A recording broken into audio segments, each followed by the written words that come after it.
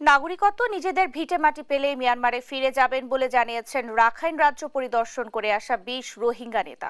বিকেলে মিয়ানমার থেকে ফিরে এসে কথা জানান তারা। আর প্রতিনিধি দলের প্রধান শরণার্থী ত্রাণ ও প্রত্যাবাসন কমিশনার জানান, প্রত্যাবাসন প্রক্রিয়া সফল করতে রোহিঙ্গা ও মিয়ানমার সরকার দুপক্ষকেই ছাড় দিতে হবে। কক্সবাজার প্রতিনিধি সৌরভ দেবের রিপোর্ট। আমরা ফেরত যাব যে আমাদের দাবিগুলো মানলে আমরা অবশ্যই আমাদের নিজের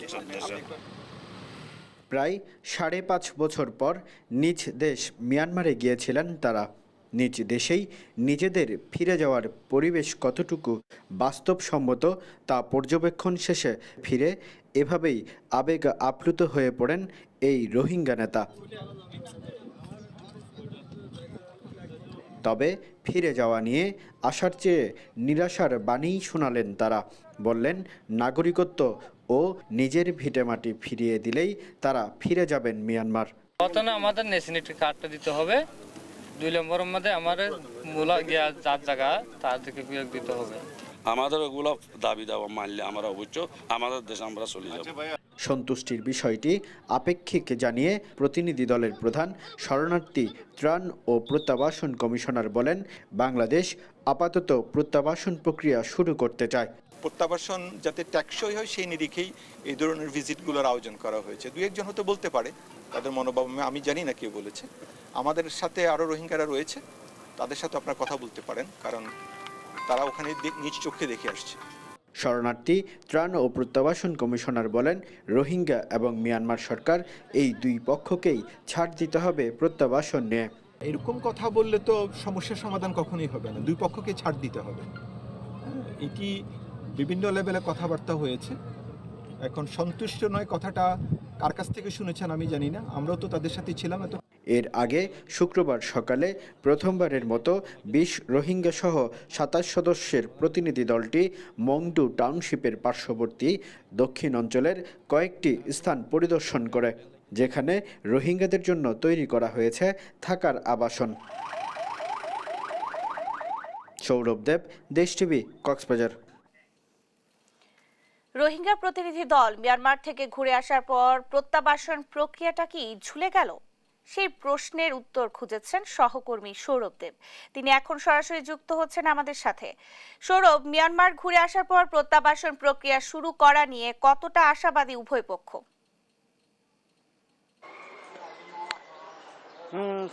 একটু আগে কথা বলছিলাম শরণার্থী ত্রাণ ও প্রত্যাবাসন কমিশনার মিজানুর রহমানের সাথে।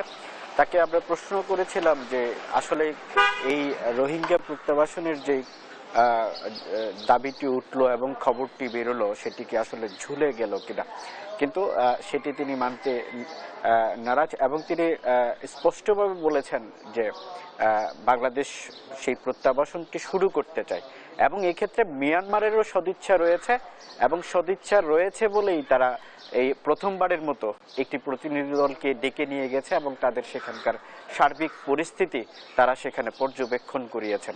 এবং তিনি আমাদেরকে আরও যেটি জানিয়েছেন যে মিয়ানমারের যেই ২০ জনের যে দলটি গতকালকে সেখানে মিয়ানমার পরিদর্শনে গিয়েছেন এবং সেখান থেকে ফিরে এসে তারা যখন সাংবাদিকদেরকে নাগরিকত্বের যে কথাটি বলছেন, আসলে নাগরিকত্বের কথাটি মিয়ানমারের অভ্যন্তরীণ বিষয়। এটি একটি দীর্ঘ প্রক্রিয়া, সেই প্রক্রিয়াটি মিয়ানমার অভ্যন্তরে তারা কি করবে না করবে সেটি একদম তাদেরই ব্যক্তিগত বিষয়। তো সেক্ষেত্রে বাংলাদেশকে জড়ানোর মতো কিছু নাই, কিন্তু তিনি আরেকটি বিষয়ের ইঙ্গিত করেছেন, সেটি হচ্ছে রোহিঙ্গারা কিন্তু সেখান থেকে ফিরে আসার পরে তারা একবারও নিরাপত্তার কথাটি তুলেনি, যেটি অত্যন্ত গুরুত্বপূর্ণ। তারা নির্যাতনের মুখে বাংলাদেশে এসেছিলেন এবং তারা নিরাপত্তাহীনতায় ছিল বলেই বাংলাদেশ তাদেরকে আশ্রয় দিয়েছে। তো এখন তারা ফিরে গিয়ে সেই নিরাপত্তা তাদের নিশ্চিত হবে কিনা সেই বিষয়টি এখানে গুরুত্বপূর্ণ বলছেন বাংলাদেশের পক্ষ থেকে। তারা যদি সেখানে নিরাপদ হয় তাহলে সেখানে গিয়ে তারা তাদের যে নাগরিকত্ব এবং নিজ ভিটেমাটি ফিরে পাওয়ার যে বিষয়টি সেটি তারা সেখানে উত্থাপন করতে পারে। তো সেক্ষেত্রে এটি বাংলাদেশের যে নাগরিকত্বের যে দাবিটি সেটি বাংলাদেশের দেখার বিষয় নয়, কিন্তু রোহিঙ্গারা বারবার যেটি বলতে চাইছে যে তারা তাদের যে নিজ ভিটেমাটি, সেই নিজ ভিটেমাটি তারা ফিরে পেতে চায়। এবং তারা যেটি বলছে যে বাংলাদেশের যে ক্যাম্পের আশ্রিত জীবন, সেই ক্যাম্পের আশ্রিত জীবন তারা মিয়ানমারে গিয়ে পুনরায় ফেরত পেতে চান না। কিন্তু আমাদের শরণার্থী ত্রাণ ও প্রত্যাবাসন কমিশনার যেটি বলছেন যে তাদের সাথে সেখানকার যারা রোহিঙ্গারা ছিলেন, এখন পর্যন্ত মিয়ানমারে যারা রোহিঙ্গারা আছে, যারা এখন সেখানে খুব নিরাপদভাবে বসবাস করছেন, তাদের সাথে বাংলাদেশ থেকে যে যে রোহিঙ্গা প্রতিনিধিরা গিয়েছেন তাদের সাথে কথা বলতে দেওয়া হয়েছিল যে তারা এখন তাদের সাথে তারা এখন কি অবস্থায় রয়েছেন সেটি জানার জন্য। এবং এখানে আরেকটি গুরুত্বপূর্ণ বিষয়, সেটি হচ্ছে তাদেরকে আশ্বস্ত করা হয়েছে তারা চাইলে সেখানে নিজেদের মতো করে ঘর বাঁধতে পারেন। যেখানে যেই ঘরগুলো সেখানে বেঁধে রাখা হয়েছে সেখানে যদি থাকতে না চায় তাহলে তারা সেখানে নিজেদের মতো ঘর বাঁধতে পারেন। এবং তাদেরকে জমিও দেওয়ার কথা বলা হয়েছে এবং কাজের বিনিময়ে তাদেরকে অর্থ ও দেওয়ার কথাও মিয়ানমার তাদেরকে আশ্বস্ত করেছে। এবং সেই সাথে তাদের সন্তানদেরকে স্কুল পড়ানোর বিষয়টিও বিভিন্ন স্কুলগুলো তাদেরকে দেখানো হয়েছে এবং তাদেরকে হাসপাতাল দেখানো হয়েছে, তাদেরকে অ্যাম্বুলেন্সগুলো দেখানো হয়েছে। তো এখানে যেই বিষয়টি অত্যন্ত গুরুত্বপূর্ণ, বিশ্লেষকরা যেটি মনে করছেন যে এই ক্ষেত্রে তৃতীয় কোনো পক্ষের হয়তো কোনো ইন্ধন থাকতে পারে। তো সেই ক্ষেত্রে বাংলাদেশকে খুব কৌশলীভাবে আগানোর কথাই বলছেন। সৌরভ, আপনাকে ধন্যবাদ। এ মাসের মধ্যভাগে উপকূলে আঘাত হানতে পারে ঘূর্ণিঝড় মোখা। প্রতি বছর এ সময় একাধিক ঘূর্ণিঝড় আছড়ে পড়ে উপকূলে, কিন্তু এসব দুর্যোগ মোকাবেলায় উপকূল কতটা প্রস্তুত? বিস্তারিত জানাতে খুলনা ও ভোলা থেকে যুক্ত হচ্ছেন সহকর্মী মোহাম্মদ অসীম ও ছোটন সাহা। শুরুতেই খুলনা থেকে যুক্ত হচ্ছেন সহকর্মী মোহাম্মদ অসীম। অসীম, উপকূলীয় এলাকার বেড়িবাঁধগুলো খুবই নাজুক, আগের ক্ষতই এখনো শুকায়নি। এ অবস্থায় আরেকটি প্রবল ঘূর্ণিঝড়ের আঘাত কতটা বিপর্যয় ডেকে আনতে পারে? নেন্সি, দেখুন, সবসময় কিন্তু খুলনার যে উপকূল রয়েছে এই উপকূলের মানুষ কিন্তু ঝড় এবং জলোচ্ছ্বাস সহ প্রাকৃতিক যে দুর্যোগগুলো আসে এই দুর্যোগের সাথে লড়াই করেই কিন্তু দীর্ঘদিন যাবৎ টিকে আছে। অর্থাৎ খুলনার যে 4টি উপজেলা অর্থাৎ উপকূলীয় এলাকা রয়েছে, এই 4টি উপজেলায় কিন্তু শুধুমাত্র পানি উন্নয়ন বোর্ডের যে বেড়িবাঁধ রয়েছে এই বেড়িবাঁধকে কেন্দ্র করেই কিন্তু এই মানুষগুলো এখানে যারা বসবাস করে তারা কিন্তু দীর্ঘদিন যাবৎ টিকে আছে। কিন্তু বারে বারে কিন্তু বিভিন্ন সময় যে প্রাকৃতিক দুর্যোগ ঘূর্ণিঝড়ের কারণে কিন্তু বারবার এই বেড়িবাঁধগুলো ক্ষতিগ্রস্ত হয়। আপনাকে যদি একটু তথ্য জানিয়ে রাখি যে 2009 সালে যে আইলা, সেই আইলায় কিন্তু খুলনা অঞ্চলের 683 কিলোমিটার বেড়িবাঁধ ক্ষতিগ্রস্ত হয়। তারপরে কিন্তু 2020 সালে ঘূর্ণিঝড় যে আমফান রয়েছে এই আমফানের প্রভাবে কিন্তু 478 কিলোমিটার বেড়িবাঁধ ক্ষতিগ্রস্ত হয়। আসলে পানি উন্নয়ন বোর্ড বিভিন্ন সময় এই বেড়িবাঁধের নির্মাণে কাজ করলেও কিন্তু স্থায়ীভাবে বেড়িবাঁধ নির্মাণ না হওয়ার ফলে কিন্তু আবার যে আসন্ন ঘূর্ণিঝড় রয়েছে এই আসন্ন ঘূর্ণিঝড়কে কেন্দ্র করে কিন্তু এই উপকূলবাসী কিন্তু আতঙ্ক বিরাজ করছে তাদের মধ্যে। তাদের আবার বস্ত্র হারা হতে হবে, তাদের বাসস্থান হারা হতে হবে, এমন কিন্তু আতঙ্ক রয়েছে। আমি একটু আসলে বেড়িবাঁধের বিষয়ে কথা বলতে আমার সাথে আছে খুলনা পানি উন্নয়ন বোর্ডের নির্বাহী প্রকৌশলী আশরাফুল ইসলাম। আসলে তার কাছ থেকে জানতে চাইবো আসলে এই যে ঘূর্ণিঝড় আসছে এমন আবাস দিচ্ছে আবহাওয়া অধিদপ্তর, আপনারা কি করছেন এই বেড়িবাঁধ সুরক্ষিত রাখার জন্য? ধন্যবাদ আপনাকে। আপনি জানেন আমাদের খুলনা এই 4টি উপকূলীয় উপজেলায় প্রায় 630 কিলোমিটার মতো বেড়িবাঁধ রয়েছে। আমরা সর্বশেষ ঘূর্ণিঝড় সিস্টাংয়ের পর থেকেই আমাদের যেসব ঝুঁকিপূর্ণ এলাকা রয়েছিল সেগুলো আমরা আমাদের পানি সম্পদ মন্ত্রণালয় এবং পানি উন্নয়ন বোর্ডের ঊর্ধ্বতন কর্তৃপক্ষের নির্দেশনায় এই ঝুঁকিপূর্ণ স্থানগুলো আইডেন্টিফাই করে মেরামত কাজ শুরু করা হয়। ইতিমধ্যে আমরা প্রায় 20 কিলোমিটার বেড়িবাঁধ মেরামত সম্পূর্ণ করেছি। পাশাপাশি আমাদের যে আরও যেসব ঝুঁকিপূর্ণ জায়গা রয়েছে এগুলো আমরা আইডেন্টিফাই করেছি এবং এগুলো মেরামতের উদ্যোগ নেওয়া হচ্ছে। আমরা এছাড়া ঘূর্ণিঝড়ের সময় যাতে আমরা বড়সড় কোনো প্রবলেম না হয় সেজন্য আমাদের পর্যাপ্ত জিও ব্যাগ, সিনথেটিক ব্যাগ এবং বাঁশ বল্লা এগুলোর মজুদ রয়েছে। আমরা যদি কোথাও কোনো সমস্যা দেখা দেয় আমরা দ্রুত এই পদক্ষেপ নিতে পারবো এবং কোথাও যাতে পানি প্রবেশ না করে সেই বিষয়ে আমরা দ্রুত কার্যকরী পদক্ষেপ নিতে পারবো। ইতিমধ্যে আমরা স্থানীয় প্রশাসন এবং জনপ্রতিনিধিদের সাথে যোগাযোগ করছি। কোথাও কোনো ঝুঁকিপূর্ণ জায়গা থাকলে আমরা সেখানে ইমিডিয়েটলি এখন ব্যবস্থা গ্রহণ করব। এটা আমাদের ঊর্ধ্বতন কর্তৃপক্ষের নির্দেশনা রয়েছে যে কোনো অবস্থায় কোথাও যেন পানি অনুপ্রবেশ না করে, এবং সেই লক্ষ্যে আমরা কাজ করে যাচ্ছি। আসলে কেন এই যে বেড়িবাঁধ বারে বারে ভাঙনের ঝুঁকিতে থাকে, কেন ধন্যবাদ আপনাকে। আপনি জানেন যে বেড়িবাঁধ টেকসই না হওয়ার মূল কারণ হলো নদী ভাঙন। আমরা যেখানে নদী 2 বছর আগেও 150-200 মিটার দূরে ছিল বাঁধ থেকে, কিন্তু 2 বছরের মধ্যে সেগুলো নদী ভেঙে বেড়িবাঁধের কাছে চলে আসতেছে। আপনি জানেন এখানে এই অঞ্চলের নদী খুবই ডাইনামিক এবং এখানে নদী ভাঙনের প্রবণতা খুবই বেশি, এবং নদীর যে গতিপথ এবং দ্রুত পরিবর্তিত হয়, এবং এই জন্য এটা প্রিডিকশন করাও অনেক ক্ষেত্রে আমাদের পক্ষে দূর হয়ে থাকে। এবং আমরা বর্তমানে আমাদের পানি উন্নয়ন বোর্ড, পানি সম্পদ মন্ত্রণালয়ের নেতৃত্বে যেসব প্রকল্প গ্রহণ করা হচ্ছে, সেখানে ফিজিবিলিটি স্টাডি করে যথাযথ কারণ অনুসন্ধান করে এইসব নদী ভাঙন প্রতিরোধে কার্যকরী ব্যবস্থা গ্রহণ করেই প্রকল্পগুলো গ্রহণ করা হচ্ছে, যাতে ভবিষ্যতে বেড়িবাঁধগুলো টেকসই হয়। ধন্যবাদ। আসলে আপনি শুনছিলেন নেন্সি যে আসলে কিন্তু পানি উন্নয়ন বোর্ডের পক্ষ থেকে বলা হয়েছে যে বেড়িবাঁধ সুরক্ষিত রাখার জন্য কিন্তু তারা সব ধরনের কাজ করছে। তারপরেও কিন্তু উপকূলবাসীর এক ধরনের যে আতঙ্ক, সেই আতঙ্ক বিরাজ করছে। আমরা এই আসন্ন যে ঘূর্ণিঝড় রয়েছে প্রস্তুতির আরো খবর জানতে চলে যাব ভোলাতে। সেখানে রয়েছেন সহকর্মী ছোটন সাহা, তিনি জানাবেন সেখানকার যে ঘূর্ণিঝড় আসন্ন তার প্রস্তুতির সর্বশেষ খবর। ধন্যবাদ অসীম। আপনি জানাচ্ছিলেন খুলনার সার্বিক পরিস্থিতি। আমি যদি আপনাকে জানাতে চাই যে আসলে এই বাংলাদেশের ইতিহাসে কিন্তু সবচেয়ে যে শক্তিশালী যে 5টি ঘূর্ণিঝড় হয়েছিল উপকূল জুড়ে, সেটি কিন্তু এই মে মাস জুড়ে। আর এই যে মে মাসেই কিন্তু এখন আশঙ্কা করা হচ্ছে যে আরেকটি ঘূর্ণিঝড় উপকূলের উপর দিয়ে বয়ে যাবে। তো এই ঘূর্ণিঝড়টি নিয়ে কিন্তু এখন পর্যন্ত আনুষ্ঠানিকভাবে যে প্রস্তুতি, সেই প্রস্তুতি কিন্তু এখনো কিন্তু নেওয়া হয়নি। জেলা প্রশাসনের সাথে আমরা কথা বলেছি। জেলা প্রশাসন যেমনটি বলছিল যে তারা এই ঘূর্ণিঝড় মোকাবেলায় 3টি ধাপে কিন্তু তারা প্রস্তুতি নেবে। ঘূর্ণিঝড়ের আগে, ঘূর্ণিঝড়কালীন সময় এবং ঘূর্ণিঝড় পরবর্তীকালীন, এই 3টি ধাপে কিন্তু তারা এই প্রস্তুতি নেবে। তো আমরা এখন বাংলাদেশ রেড ক্রিসেন্ট সোসাইটির কাছ থেকে জানতে চাইবো এই যে ঘূর্ণিঝড় আসন্ন, তো সেই বিষয়ে আপনারা কি ধরনের প্রস্তুতি নিয়েছেন সংক্ষেপে বলবেন। ধন্যবাদ।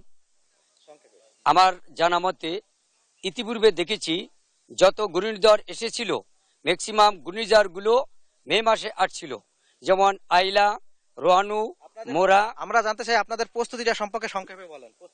আচ্ছা, আমরা যেহেতু জানি মে মাসে ঘূর্ণিঝড় আসার সম্ভাবনা আছে, সেহেতু আমরা সকল আরসিওদেরকে নিয়ে ইতিপূর্বে বসেছি। আমরা ঘূর্ণিঝড় মোকাবিলার লক্ষ্যে প্রস্তুত আছি। ধন্যবাদ। আপনি যেমনটি শুনছিলেন ন্যান্সি, যে আসলে আমরা একটু আগে আবহাওয়া ভবিষ্যতের সাথে কথা বলেছি। ভোলা আবহাওয়া অধিদপ্তর থেকে যেমনটি জানতে পেরেছি, তারা বলছিল যে আগামীকালকে কিন্তু বঙ্গোপসাগরে একটি লঘুচাপ সৃষ্টি হবে। তো সেটির প্রভাবে কিন্তু ভারী বর্ষণ, ঝোড়ো বাতাস বয়ে যেতে পারে, এবং এই যে লঘুচাপ সৃষ্টি হচ্ছে এটি যদি আরো ঘনীভূত হয়, সেই ক্ষেত্রে কিন্তু আগামী সপ্তাহে কিন্তু সেই যে ঘূর্ণিঝড়ের আশঙ্কা করা হচ্ছে, সেটি কিন্তু হওয়ার একটি সম্ভাবনা রয়েছে বলে আমরা জানতে পেরেছি। তো আমরা দুর্যোগ ব্যবস্থাপনা কমিটির সদস্যদের সাথে কথা বলেছি, জেলা প্রশাসনের সাথে কথা বলেছি। তারা যেমনটি বলছিল যে উপকূলের বাসিন্দাদের নিরাপদে আনার জন্য কিন্তু তারা সব ধরনের প্রস্তুতি নিয়েছে। এখন তারা শুধু অপেক্ষা করছে যে আনুষ্ঠানিকভাবে যদি ঘোষণা আসে, এই যে পূর্বাভাসটি আসে, সেক্ষেত্রে তারা প্রস্তুতি গ্রহণ করবেন এবং জরুরি বৈঠকে করবেন। তো ন্যান্সি, এ ছিল আমার কাছে যে আসন্ন যে ঘূর্ণিঝড়ের যে সার্বিক পরিস্থিতির বিষয়ে। ন্যান্সি। ছোটন, আপনাকে ধন্যবাদ। সে সাথে মোহাম্মদ অসীম, আপনাকেও ধন্যবাদ জানাচ্ছি। ব্রিটিশ রাজা তৃতীয় চার্লসের অভিষেক অনুষ্ঠান চলছে। আমরা সরাসরি যাচ্ছি লন্ডনে।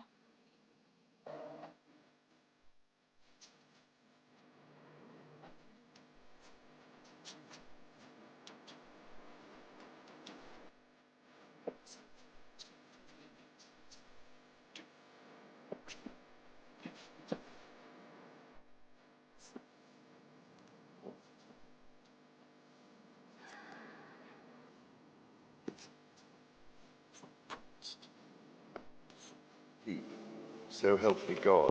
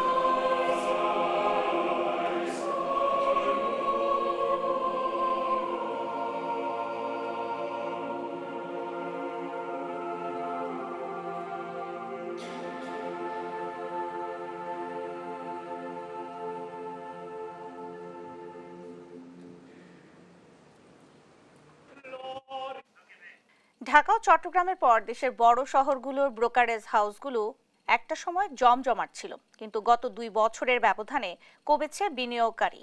যারা বিনিয়োগ করেছিলেন তাদের অনেকে হিসাব বন্ধ করে অর্থ বিনিয়োগ করেছেন অন্য খাতে। ইন্দ্রজিৎ রায়কে সঙ্গে নিয়ে কাজী শাহেদের প্রতিবেদন। ঢাকা ও চট্টগ্রামের পর দেশের বড় শহরগুলোতে বেড়েছে ব্রোকারেজ হাউস। গত 2 বছরের ব্যবধানে ব্রোকারেজ হাউস বাড়লেও বাড়েনি বিনিয়োগকারী, এমনকি কমেছে বিও অ্যাকাউন্টের সংখ্যা।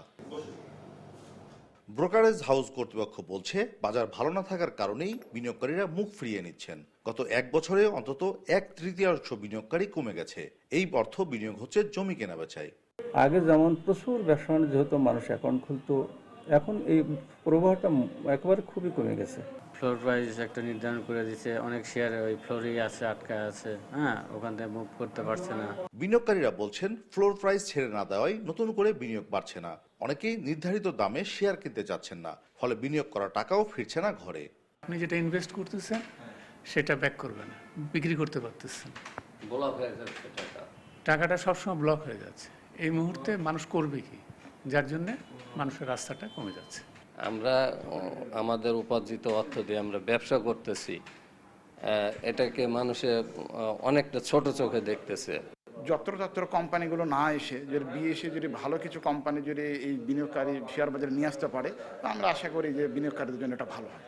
আগে আমাদের এই হাউসে বসার মতো জায়গা থাকতো না, এখন হাউসে দেখেন যে অনেক সময় আছে যে একদম জিরো, মানে একটা লোকও নাই। মাননীয় প্রধানমন্ত্রী আপনাকে দৃষ্টি আকর্ষণ করছি, আপনি প্লিজ এই দিকটা একটু লক্ষ্য রাখেন, তাহলে এই দেশটা আরো উন্নতি হবে, এই দেশের মানুষগুলো বাঁচবে, এই সাধারণ বিনিয়োগকারী ক্ষুদ্র বিনিয়োগকারীগুলো বাঁচবে। বাজার গবেষকরা বলছেন, আর্থিক খাতে শৃঙ্খলা ফেরানোর পাশাপাশি বিনিয়োগকারীদের আস্থা ফেরাতে সরকারি লাভজনক প্রতিষ্ঠানগুলোকে শেয়ার বাজারে আসতে হবে। সরকারের যে মৌল ভিত্তি সম্পন্ন যে সমস্ত প্রফিটেবল কোম্পানি আছে, সেই কোম্পানিগুলোকে অনতিবিলম্বে শেয়ার মার্কেটে আনতে হবে। কারণ শেয়ার মার্কেটে আনলে এই শেয়ারগুলো কিন্তু একটি নির্দিষ্ট বছর অন্তে গ্রাহকদেরকে মিনিমাম একটা ডিভিডেন্ড কিন্তু দেবে। ব্লক মার্কেটে সাধারণ বিনিয়োগকারীদের শেয়ার বিক্রি বা কেনার সুযোগ কম, এতে ক্ষুদ্র বিনিয়োগকারীদের কোনো লাভ নেই, ফলে ঝিমিয়ে পড়ছে শেয়ার বাজার। কাজী শাহেদ, দেশ টিভি, রাজশাহী। কুষ্টিয়ার খাজানগরের অধিকাংশ চাল কল কারখানায় নেই কোনো নিজস্ব বর্জ্য অপসারণের ব্যবস্থা, ফলে এসব চালকলের বিষাক্ত বর্জ্যে হুমকির মুখে পড়েছে এলাকার ফসলি জমিসহ বসতবাড়ি ও চিকিৎসালয়। প্রতিনিয়তই এসব কারখানা দুর্গন্ধ বর্জ্যযুক্ত পানি ছড়িয়ে পড়ছে ফসলি জমিসহ লোকালয়ে, ফলে হুমকির মুখে পড়ছে চাষাবাদ। এলাকার বাসিন্দারা পড়েছে চরম ভোগান্তিতে। কুষ্টিয়া থেকে নাহিদ হাসান তিতাসের রিপোর্ট। দেশের অন্যতম সরু চালের মোকাম কুষ্টিয়ার খাজানগর। ছোট বড় মিলিয়ে এখানে প্রায় 400 থেকে 450-এর মতো চালকল রয়েছে, আর এর অধিকাংশ চালকলেরই নেই নিজস্ব কোনো বর্জ্য অপসারণের ব্যবস্থা। ফলে এসব চালকলের বিষাক্ত বর্জ্যে হুমকির মুখে পড়েছে এলাকার ফসলি জমিসহ বসতবাড়ি। দুর্গন্ধযুক্ত পানির কারণে এলাকাবাসীর মাঝে দেখা দিয়েছে নানা রোগবালাই। বর্ষাকালে সব দুর্গন্ধযুক্ত পানি বাসাবাড়িতে উঠে আসলে চলাফেরা করতেও সমস্যা হয় তাদের, আর চাষাবাদ করতেও নানা সমস্যার মধ্যে পড়ছেন এলাকার কৃষকেরা। দেশগুলো আছে, তিস্তি আছে, কিছু আসে আপনার এই যে কি ব্যাপারী একটু কিছু আসে, মানে ওখানে পানি পাসিং হয় না, ওই পানিটা ব্যাকে চলে আসে। আমাদের বাচ্চা কাচ্চার চুলকানি, ঘা পচরা, ডায়রিয়া সহ হচ্ছে। আমাদের হাঁস মুরগি পুষতে পারছি না, গরু ছাগল পুষতে পারছি না। যখন আরো বর্ষার টাইম হয় তখন আমার বাড়ি ঘর সম্পূর্ণ এলাকা পানি দূষিত হয়ে যায়। শুধু তাই নয়, এলাকার একমাত্র মা ও শিশু স্বাস্থ্য কেন্দ্রটিও পড়েছে ঝুঁকির মুখে। চারিপাশে চালকলের বর্জ্যের ফলে ব্যাঘাত ঘটছে চিকিৎসা ব্যবস্থার। আমরা গন্ধের ভিতর বসে থাকি, পচা দুর্গন্ধের ভিতরে আমরা মশার কামড় খাই। আমাদের স্বাস্থ্যকেন্দ্রের ভিতরে সাপ উঠে থাকে, আমরা নিজেরাই ভীতির সঞ্চার হয়ে থাকি। তো আমরা মানুষকে সেবা দিচ্ছি কি করে? আমরা এর ভিতরে সেবা দিয়ে যাচ্ছি। এ বিষয়ে কোনো মিল মালিক ক্যামেরার সামনে কথা বলতে রাজি না হলেও চালকলের বর্জ্যে জনসাধারণের ভোগান্তির বিষয়টি স্বীকারও করেছেন এই মিল মালিক। তার অভিযোগটা এটা সম্পূর্ণ ভিত্তিহীন এবং কিছুটা সত্য সেটা আছে। তারা বসবাস করে, সম্মিলিত পানি মিলিয়ে একটা পরিবেশ খারাপ হয়, এতে তাদের জনজীবন ক্ষতির দিকে যায়, যার কারণে এই অভিযোগটা আসলে অনেক সময় আবেগ প্রবণতা করে। আর পরিবেশ অধিদপ্তরের কর্মকর্তারা বলছেন, জনসাধারণের ভোগান্তি লাঘবে অতি দ্রুতই নেওয়া হবে ব্যবস্থা। তাদের বজ্রটা নিজস্ব বজ্র ব্যবস্থাপনার মাধ্যমে পুকুরে তাদের গরম পানিটা সংরক্ষণ করার কথা। আমরা প্রয়োজনীয় ব্যবস্থা তাদেরকে নিতে বলবো এবং এটা খুব দ্রুত সময়ের মধ্যে নিতে বলবো, যেন মানুষকে, জনসাধারণদেরকে এই ভোগান্তির মধ্যে না পড়তে হয়। চালকলের এসব কারখানাগুলোর নিজস্ব বর্জ্য ব্যবস্থাপনার মাধ্যমে জনসাধারণের ভোগান্তি লাঘবে দ্রুত ব্যবস্থা নেওয়ার দাবি স্থানীয়দের। নাহিদ হাসান তিতাস, দেশ টিভি, কুষ্টিয়া। সাতক্ষীরাতে বাজারে আসতে শুরু করেছে সুস্বাদু ফল আম। বিস্তারিত জানাতে সাতক্ষীরা থেকে যুক্ত হচ্ছেন সহকর্মী শরীফুল্লাহ কায়সার সুমন। সুমন, এখন বাজারে কোন কোন জাতের আম এসেছে, দাম নিয়ে কি বলছেন ক্রেতা বিক্রেতারা? ন্যান্সি, ধন্যবাদ আপনাকে। আমি দাঁড়িয়ে আছি সাতক্ষীরার সব থেকে যে বড় বাজার, সুলতানপুর বড় বাজার। সুলতানপুর বড় বাজারে এখন কিন্তু আমের মৌ গন্ধে একেবারে ভরে উঠেছে। সারা দেশের মধ্যেই যে আমের যে সব থেকে বড় যে বাজার যেটি চলছে সেটি এখন সাতক্ষীরায় এখন আপনি যেভাবে বলছিলেন, আপনাকে যদি বলি, এখন চলছে গোবিন্দভোগ, গোলাপভোগ, গোলাপ খাস, এছাড়া বৈশাখী, এই জাতের আমগুলোই কিন্তু গতকাল থেকে পাড়া শুরু হয়েছে এবং নির্ধারিত আম ছাড়া অন্য কোনো আম এখন পাড়ার কোনো সুযোগ প্রশাসন, কৃষি বিভাগ বা বাজার তদারকি যে কমিটি আছে তারা কিন্তু চাষিদের নামাতে দেন না এবং নামেও না। আমি একটু বাজার কমিটির যিনি সাধারণ সম্পাদক তাকে আবারও আজকে একটু যুক্ত করছি, তিনি আসছেন। আজকে আপনাদের আমের বাজার কেমন চলছে এখন? ইনশাল্লাহ খুব ভালো যাচ্ছে। কি কি জাতের আম এখন গোবিন্দভোগ, কৃষ্ণভোগ, সরিকাশ, গোলাপ খাস, এই জাতীয় আমগুলো। বোম্বাইটা যাচ্ছে। বাজার কেমন চলছে? বাজার মোটামুটি ভালো যাচ্ছে। ন্যান্সি, যেমনটি শুনছিলেন যে এই জাতের আমগুলো, একটু আমগুলো আপনি দেখতে পাচ্ছেন, এই আমগুলো কিন্তু এখন বাজারে একেবারে রমরমা এবং সাতক্ষীরার আমের ক্ষেত্রে তারা যে যতটা করতে পেরেছে সেটি কিন্তু সাতক্ষীরার কোনো আমে কোনো ধরনের কেমিক্যাল বা আগে থেকে নামাবার কোনো ব্যবস্থা তারা করতে দেননি। শুরু থেকেই এটি তদারকি চলেছে এবং নির্ধারিত তারিখেই নেমেছে, তার আগে বাজারজাত করবার কোনো সুযোগ দেয়নি। এর আগে যে আমগুলো নেমেছে সেগুলোকে কিন্তু টক আম হিসাবে বিবেচিত করে বাজারে টক আম ছাড়া হয়েছে, কিন্তু এই ব্যবস্থাপনাটার কারণেই কিন্তু আজকে বাংলাদেশের বাজারে সাতক্ষীরার আমের যে সুখ্যাতি, সেই সুখ্যাতি সাতক্ষীরার গণ্ডি পেরিয়ে, বাংলাদেশের গণ্ডি পেরিয়ে ইউরোপের বাজার, হংকং এর বাজার সহ বিশ্বের বাজারে সাতক্ষীরার আমের সুখ্যাতি ছড়িয়ে পড়েছে। তার সুস্বাদ এবং তার যে নাম সেটি কিন্তু স্থায়িত্ব পেয়েছে। এই ছিল সাতক্ষীরার সর্বশেষ। ন্যান্সি। সুমন, আপনাকে ধন্যবাদ। দুর্বৃত্তদের হাতে নিহত রায়পুরা উপজেলার আদিয়াবাদ নয়াচর গ্রামের রায়হান ইসলামকে নৃশংসভাবে হত্যাকারীদের গ্রেফতার করে বিচারের দাবিতে মানববন্ধন করেছে এলাকাবাসী। শুক্রবার বিকেলে নরসিংদীর রায়পুরার উপজেলার সিরাজনগর দারুল উলুম ফাজিল ডিগ্রি মাদ্রাসা মাঠে এই মানববন্ধন অনুষ্ঠিত হয়। নিহতের পরিবার ও এলাকাবাসীর আয়োজনে মানববন্ধনে স্থানীয় এলাকাবাসী ও গণ্যমান্য ব্যক্তিবর্গ উপস্থিত ছিলেন। উল্লেখ্য, গত মাসের 17 এপ্রিল স্থানীয় একটি ফসলের মাঠ থেকে রায়হান ইসলামের গলা কাটা ও চোখ উপড়ানো মরদেহ উদ্ধার করে পুলিশ। পরবর্তীতে গত 19 এপ্রিল নিহতের ছোট ভাই ও যুবলীগের কেন্দ্রীয় কমিটির নির্বাহী সদস্য নাদিম উদ্দিন সোজাল বাদী হয়ে অজ্ঞাতনামা আসামি করে মামলা দায়ের করেন। এই ঘটনা দীর্ঘদিন পার হলেও কোনো আসামি গ্রেফতার না হওয়ায় ক্ষোভ প্রকাশ করেন স্থানীয়রা। গত 1 বছর আগে ব্রহ্মপুত্র নদ খননের প্রধান প্রকল্প সমন্বয়কারী প্রকৌশলী খন্দকার রাকিবুল ইসলাম বলেছিলেন, এই সময়ে নদের লঞ্চ, স্টিমার এবং জাহাজ চলবে। এসব চলা তো দূরের কথা, নদ শুকিয়ে চর জেগে ওঠায় নৌকাও ঠিকমতো চলছে না। নাগরিক সমাজের প্রতিনিধি সহ সাধারণ মানুষ মনে করছেন নদ খননের নামে টাকা লুটপাট হয়েছে। তাই শুক্রবার সকাল থেকে দুপুর পর্যন্ত কাচারিঘাট এলাকায় ব্রহ্মপুত্র রক্ষায় মৃতের চিৎকার নামে এক প্রতিবাদ কর্মসূচি পালন করেন। ব্রহ্মপুত্র নদে হাঁটুপানিতে নেমে ব্যতিক্রমী এই আয়োজনের উদ্দেশ্য ছিল প্রতিবাদ। সংস্কৃতি কর্মীদের অংশগ্রহণে খননের নামে নদ ধ্বংসের প্রতিবাদে এই আয়োজনটি করা হয় ময়মনসিংহের ব্রহ্মপুত্র নদে। তারা বলছেন, নদী খনন প্রকল্পের উদ্দেশ্য ছিল শুকনো মৌসুমে অন্তত 10 ফুট গভীরতা রাখা, সেখানে এখন হাঁটু পানি। 227 কিলোমিটার নদ খনন প্রকল্পের জন্য বরাদ্দ 2763 কোটি টাকা। প্রায় শেষ হলেও বাঁচানো যায়নি নদ, ফেরেনি নাব্যতা। তাই তাদের প্রশ্ন, গাছ খাও মাছ খাও, নদী খাও কেন? চলাচলের অযোগ্য নদীটা, নদীর গভীরতা নাই, বন্যার সময় নদী উপচে পড়ে, বন্যা হয়, সেই কারণে এই যে আমাদের প্রতিবাদ, কেন আজকে নদী আমাদের এই গভীরতা হারাচ্ছে। নদ খননের নামে নদটিকে মেরে ফেলা যাবে না, এটি খাল বানানো যাবে না, জলাশয় বানানো যাবে না। আমরা চাচ্ছি নদীটাকে বাঁচানোর জন্য আমাদের এই পাগলামো দেখে যেন কর্তৃপক্ষের চোখে পড়ে এবং এই নদীটাকে যেন তারা বাঁচায়। মৃতের চিৎকার শিরোনামের এই ব্যতিক্রমী আয়োজনে প্রধান অতিথি করা হয় ব্রহ্মপুত্র নদকে। আয়োজকরা বলছেন, নদ বাঁচাতে তাদের এই চিৎকার আর কখনোই থামবে না। তাদের আশা, একদিন এই চিৎকার সারা দেশে ছড়িয়ে পড়বে। মৃতের চিৎকার শুরু হলো, কিন্তু এটি চলতেই থাকবে।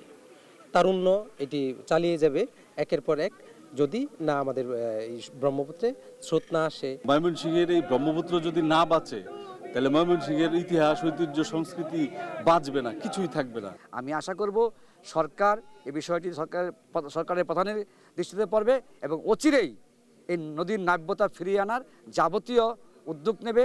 তবে নদ খননে প্রধান প্রকল্প সমন্বয়কারী প্রকৌশলী খন্দকার রাকিবুল ইসলাম জানিয়েছেন, প্রতিবাদে লাভ নেই, বাজেট স্বল্পতায় কাজ ধীরগতিতে এগোচ্ছে। জুলাই থেকে ময়মনসিংহ ঢাকার পথে লঞ্চ চলবে বলে আশা তার। আপনার পরিকল্পনা আছে জুলাইতে ময়মনসিংহ পর্যন্ত চালু করে দিতে। শুধু ব্রহ্মপুত্র নদ খনন নয়, নদের দুপারে অবৈধ দখলদারদের উচ্ছেদ করে সবুজ বনায়ন করার দাবি স্থানীয়দের। নিউজ ডেস্ক, দেশ টিভি। ব্রিটিশ শাসকদের ভিত কাঁপিয়ে দেয়া বিপ্লবী ত্রৈলোক্যনাথ চক্রবর্তী, লোকে যাকে মহারাজ বলে ডাকে, বিপ্লবী কর্মকাণ্ডের কারণে অগ্নিযুগে যে কয়েকজন মানুষ ভারতবর্ষে পরিচিত হয়ে উঠেছিলেন, ব্রিটিশ শাসকদের ভয়ের কারণ হয়ে দাঁড়িয়েছিলেন, মহারাজ ত্রৈলোক্যনাথ চক্রবর্তী তাদের অন্যতম।